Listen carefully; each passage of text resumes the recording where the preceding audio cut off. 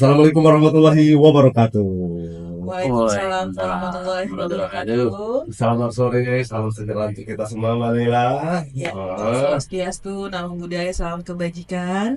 Alhamdulillah hari ini Profesor kita berkenan ya untuk perdana tampil di podcast kita, yaitu Telikes Sepradi Kejaksaan Tinggi Kepulauan Bangka Belitung. Sepradi ini dari Bangka Belitung, Prof. Apa itu Sepradi? Sepradi ini Saudara. bersaudara. Bersaudara. Bahasa, betul. Ya. Terima kasih Pak Profesor hari ini telah berkenan mengunjungi kami. Sangat berharga ilmu yang telah diberikan tadi, Mbak Laila. Betul.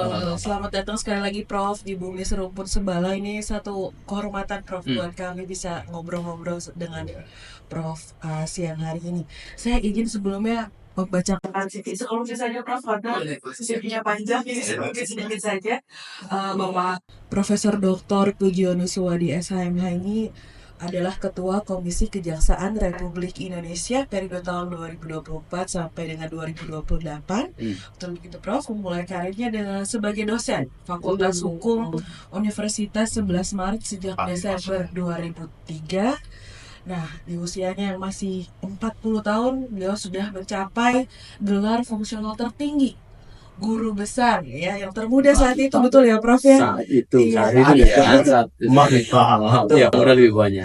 Di tahun 2019 bahkan belum genap 40 tahun ya Prof ya, waktu itu dipercaya menjadi wakil dekan akademik riset dan kemahasiswaan di Fakultas Hukum Universitas 11 Maret sebelum akhirnya dipercaya oleh langsung Bapak Presiden Republik Indonesia menjadi Ketua Komisi Kejaksaan Republik Indonesia. Dengan seabrak-abrak agenda ini Iya. nampak Profesor bugar sekali ini. Ini khasiatnya apa sebenarnya, Pak? Apakah makan Rahasianya Prof. Iya, apa ini, Pak? Iya. Kita kan harus seimbang ya. Seimbang, kita asupan makan tetap harus ada, sama kan untuk menjaga metabolisme kita agar tetap seimbang ya kita olahraga. Olahraga ya. Enggak, misalnya kalau Pak Jokowi kemarin minum jamu gitu kan. Atau tidurnya di bawah jam 10 malam. Iya, gitu kan. makanya begitu tips-tips menjaga Iya, supaya kebugaran sehat dan tubuh awet juga ya, muda. betul. Iya, betul sekali. Iya. Karena sempat kaget juga, nih ternyata lebih muda dari bayangan saya. Jadi olahraga ya Prof Ya, kita olahraga, Betul. sesibuk apapun kita, yang namanya waktu luang itu kan kadang-kala kita ngomong nggak ada ya. Nah, padahal orang lain yang lebih sibuk dibanding kita, dia bisa meluangkan waktu gitu. Betul. Lalu salahnya di mana gitu? Berarti kita harus tetap menyediakan waktu, bukan meluangkan waktu, tapi harus kita sediakan di antara 24 jam itu berapa jam sehari yang kita gunakan untuk olahraga. Jadi kita tidak menjadikan olahraga itu di sisa waktu, tapi memang kita sediakan memang untuk prestasi usaha.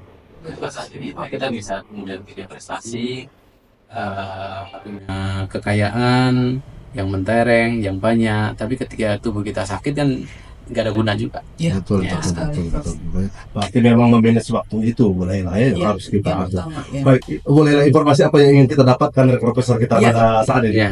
Baik Prof, langsung ke intinya ini Prof, terkait dengan peran Komisi Kejaksaan dalam mendukung eksistensi kewenangan dan fungsi kejaksaan di sistem peradilan pidana di Indonesia. Nah, sekarang sedang marak-maraknya tentang RUU KUHP nih Prof. Ya. Nah, bagaimana Komisi Kejaksaan sendiri itu melihat posisi kejaksaan dalam RUU KUHP ini Prof? Ya, jadi pertama begini, eksistensi Komisi Kejaksaan itu kan dasarnya adalah pasal 38 Undang-Undang Kejaksaan. Siap. Di situ clear ending tujuan dari Komisi Kejaksaan adalah untuk meningkatkan kinerja kejaksaan, sehingga eksistensinya tidak mau ya harus kemudian di luar tapi bersama. Siap. Ya kan, di luar tapi bersama, menjaga agar kinerja kejaksaan itu senantiasa meningkat. Nah, terus apa korelasinya dengan kita sekarang bicara soal KUHP gitu. Nah, KUHP ini kan ruhnya hukum pidana kita.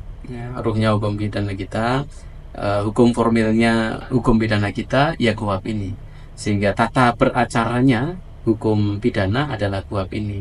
Sehingga aturan mainnya ya KUHP ini. Jangan sampai kemudian aturan main yang dibuat ini nanti justru melemahkan. Kenapa penting ini? Karena kalau kita melihat rekam kesejarahan, KUHP kita itu terakhir kali dibuat ya, itu kan tahun 81 ya, tahun 81.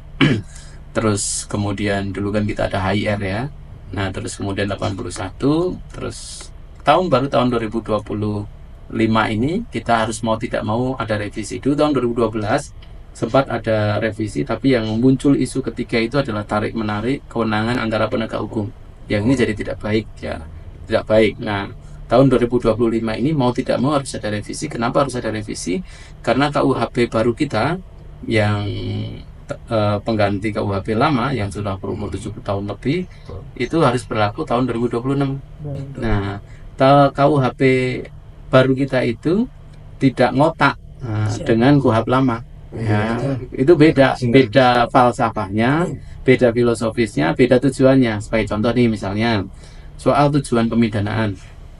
Tujuan pidana. Kalau di dalam KUHP lama itu adalah retributif, pembalasan. Bagaimana orang itu ketika kemudian disangka harus kemudian jadi terpidana. Betul. Ya, harus terpidana, pembalasan.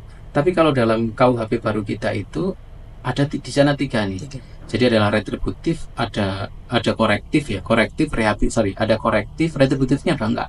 Jadi karakternya itu adalah korektif, rehabilitatif, dan restoratif. Jadi 3 ini sudah beda sama sekali dengan retributif. Nah, ini harus kemudian diakomodasi dengan tata cara bermain. Nah, sedangkan KUHP lama itu masih menganut retributif. Nah, oleh karena itu harus ada KUHP baru yang menganut ini. Nah, itu satu. Kedua, integrated criminal justice system yang diakomodasi dalam KUHP baru kita. Nah, di KUHP lama enggak. Di KUHP lama itu tidak ada integrated criminal justice system. Yang ada adalah diferensi fungsional yang memisahkan kewenangan, kompartemenisasi antara kewenangan penyidik, penuntut, dan pengadilan. Itu terpisah-pisah. Nah, di KUHP lama harusnya mengakomodasi ini. Nah, kita perjuangkan setidak-tidaknya dua isu ini adalah soal tadi ya, soal karakter pemidanaan yang harus mengakomodasi korektif, rehabilitatif, dan restoratif, yang itu berarti harus due process of law-nya benar. Nah, yang kedua adalah integrated criminal justice system harus terakomodasi. Biar apa? Ya biar tujuan pemidaan tercapai, biar nanti peran kejaksaan meningkat. Itu. Tujuannya juga sudah beda. Iya, jadi ini peran Komisi Kejaksaan karena memang masih di rel kita, bahwa tugas kita itu adalah mengawal kejaksaan agar perannya meningkat. Ada 3 tujuan kan. Salah satunya adalah diantara mengawal, menilai, mengawasi perilaku, juga kemudian memberikan rekomendasi, termasuk rekomendasi kepada Presiden, agar kinerja kejaksaan meningkat. Nah, kita akan memberikan rekomendasi ini dalam konteks adalah penyusunan RKUHP. Itu boleh. Betul. Tujuannya saja sudah beda. Iya. Memang harus dilakukan penyesuaian supaya bisa terintegrasi semuanya ya, Prof. Nah, tadi terkait yang profesionalisme nih, Prof. Nah, untuk mencapai tujuan itu dibutuhkan aparat kejaksaan yang profesional. Nah, menurut pandangan Prof, bagaimana mendorong penguatan kapasitas dan profesionalisme aparat kejaksaan dalam hal ini untuk bisa masuk ke dalam integrated Criminal justice. Ya, oke. Kalau profesionalisme tentu kan harus ada dasarnya KPI ya. Baik itu Government Indicator Institution ataupun Key Performance Indicator Individu. Itu akan kemudian mewujud dalam profesionalisme. Dan biasanya ada kontrak kerja antara bawahan dengan atasan segala macam. Nah, itu menjamin agar tujuan ketika kita bekerja tercapai. Itu satu. Kedua, agar profesional itu kan dasarnya ada norma, ada SOP, ada arahan pimpinan. Itu satu. Itu saja nggak cukup. Harus ada namanya pengawasan. Pengawasan itu ada namanya pengawasan melekat pimpinan. Ataupun rekan-rekan kerja. Ada pengawasan yang kemudian eksternal yang harus kemudian dilakukan, dan itu sesuai dengan amanah rencana pembangunan jangka panjang nasional. Dalam RPJPN itu disebutkan bahwa penegakan hukum yang bagus itu harus terbangun dengan sistem pengawasan yang baik pula. Pengawasan itu secara internal dan eksternal. Internal itu adalah kita memperbaiki sistem kita. sistem kita dengan memanfaatkan teknologi informasi. Eksternal adalah penguatan lembaga pengawas eksternal ya semakin solid. Nah, itu harus terwujud. Dan meskipun itu pun solid, tetap ada celah ya, celah-celah yang namanya orang mau berperilaku tidak baik itu kan godaannya pasti ada Betul. saja itu. Ada aja. saja. Nah, yang kita bisa lakukan adalah perbaikan norma, perbaikan KPI, pengawasan melekat, pengawasan internal, pengawasan eksternal itu adalah bagian untuk memperkecil moral hazard itu. Itu. Oh, jadi memang selain kita juga punya pengawasan yang ada di kita, ya kita pengawasan iya. juga, komisi kejaksaan Komisi juga kejaksaan selain itu mengawasi, memantau, sebagai menilai juga. eksternal ya. Kita setiap kalau kita hitung ya, setiap bulan itu ada 80, ada 100 laporan. Wow. Jadi laporan. Siap. Jadi ya laporan itu ya bagian dari masukan masyarakat. Ada yang kemudian ketika mencari keadilan itu terganggu, ya kita follow up. Iya. Ya follow up itu ya alhamdulillah kebanyakan puas, meskipun tentu ada yang tidak puas. Iya. Ya kita itu wajar, Mbak. Wajar. Tapi yang tidak puas itu bagian dari akuntabilitas, tetap kita sampaikan bahwa pekerjaan kita begini terhadap pelapor, dan kontrol masyarakat itu kita anggap sebagai hal yang positif saja, Betul. bagian untuk menjaga profesionalisme teman-teman di kejaksaan. Jangan sampai kemudian teman-teman kejaksaan juga antipati terhadap kontrol publik. Oh iya betul ya. Gitu. Ada juga sekarang no justice, no viral. Iya. Kebalik. No justice. Mungkin itu terakhir Prof. Tadi kejaksaan sebagai lembaga eksternal ya. Iya. Kira-kira apa nih Prof, menurut pandangan Prof sendiri sebagai Ketua Komisi Kejaksaan Republik Indonesia yang kinerja yang sudah baik dan yang kira-kira harus diperbaiki dari Ya. kejaksaan? Kejaksaan Agung, kejaksaan itu bisa mencapai public trust tertinggi di antara lembaga penegak hukum itu karena dua hal menurut saya. Pertama adalah secara institusi tetap firm ya, baik mereka bekerja profesional. Nah, dua hal ini adalah satu, keberanian Kejaksaan Agung untuk menangani kasus-kasus besar, khususnya adalah kasus korupsi. Jadi kasus-kasus korupsi kejaksaan itu berani mengungkap kasus-kasus besar ya tanpa pandang bulu lah. Masyarakat menilai dan masyarakat berharap pengungkapan kasus-kasus besar ini dibebankan kepada Kejaksaan Agung. Ya, harapan masyarakat itu. Nah, oleh karena itu jangan cederai kan harapan masyarakat ini, dan kita berharap teman-teman kejaksaan tetap menjaga ya, dimulai dari dulu kasus Jiwasraya, Sapri, sampai kemarin Timah, bahkan terakhir adalah Pertamina, Pertamix itu ya. Ini harapan masyarakat cukup tinggi terhadap kinerja kejaksaan dalam mengungkap kasus-kasus besar, karena pembangunan tidak akan terwujud kalau terjadi kebocoran anggaran. Itu satu. Dan peran kejaksaan di situ sangat penting. Kedua adalah soal humanisme yang dilakukan kejaksaan melalui restoratif justice. Humanisme tanpa syarat, artinya humanisme tanpa deal-deal tertentu. Sekarang ini humanisme itu terwujud dalam bentuk restoratif justice. Nah, oleh karena itu restoratif justice ini sebagai bagian dari ujung tombak kejaksaan untuk mendapatkan kepercayaan publik, menurut saya perlu dimasifkan. Bagaimana cara memasifkan? Satu, tentu dengan norma dalam revisi KUHP sekarang itu penting, karena dasar perja itu adalah beleit saja. Jadi dia beleit saja berupa kebijakan norma saja.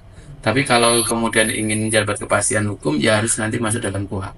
Dan ini perlu diupayakan, dan dalam KUHP juga sudah diatur tentang mekanisme restoratif justice. Itu sudah ada. Kedua, menurut saya penting, restoratif yang dilakukan oleh kejaksaan itu tidak didominasi oleh Kejaksaan Agung. Bisa jadi untuk bisa kemudian didelegasikan kepada kejaksaan-kejaksaan tinggi tipe A. Yang sudah tipe A itu sudah kemudian bisa melakukan RJ mandiri.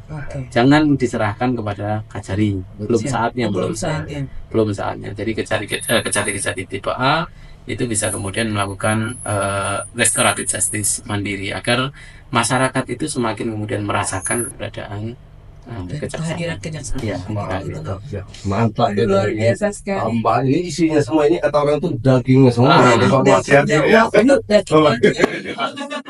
Oh. Sebenarnya masih banyak sekali pertanyaan yang ingin diajukan kepada kaum kita. Tapi waktunya terbatas ya. Lain kali kan kita bisa Ya, ketemu lagi ya. mudah-mudahan Ya. kita berkesempatan buat berdiskusi lagi mengenai banyak hal ya Prof ya. Oke. Terima kasih buat waktunya. Iya. Kalau saya ini tuh kan kalau semadi nah ini kita bantu. Betul ya. Pemain kita itu bagus gua. Muhammad Sal. Cakep. Sebelum bermain bola, baca bismillah. Cakep. Manusia tempatnya salah karena kebenaran hanya milik Allah. Terima kasih banyak sudah lewat podcast ini. Mudah-mudahan nanti kita bisa berdiskusi lagi lain kesempatan. Terima kasih banyak. Kami akhiri dengan aku kita tetap itu ya. Assalamualaikum warahmatullahi wabarakatuh. Terima kasih banyak.